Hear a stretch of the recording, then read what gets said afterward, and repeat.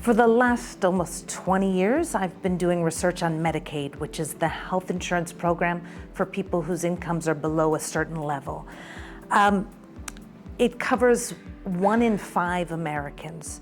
So my most recent project relates to a new federal rule that requires states to have a beneficiary advisory council to try to include people's voices in the creation of policy, or at least creating a pathway so that people with Medicaid can influence the Medicaid agency's actions.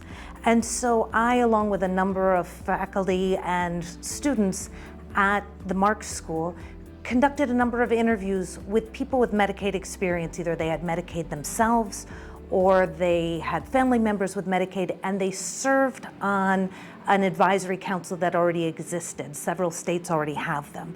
And the idea was to identify what worked well in these councils and what didn't work so well, so we could create a brief for states as they're starting to create these for the first time.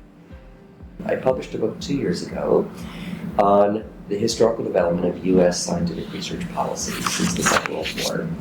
And all of a sudden, this has become incredibly germane. I'm getting a lot of questions these days from media, from other people, because the current administration, the Trump administration, one of the areas that they're attacking is federal support of scientific research, both biomedical research and general broad scientific research that happens at the university level. I want to emphasize this has been one of the great successes of the United States in the post-war decades. Over the last 70 or 80 years, the United States has been absolutely preeminent in basic scientific research. We have been able to attract some of the best and brightest talent in the world, in fact, much of the best and brightest talent in the world. A huge amount of really cutting-edge research really comes out of American universities that have been funded by the federal government. It's been a wonderful synergistic relationship, and that is now under attack. And it's not clear to us why it's under attack. It's not clear that American voters want to disassemble this relationship.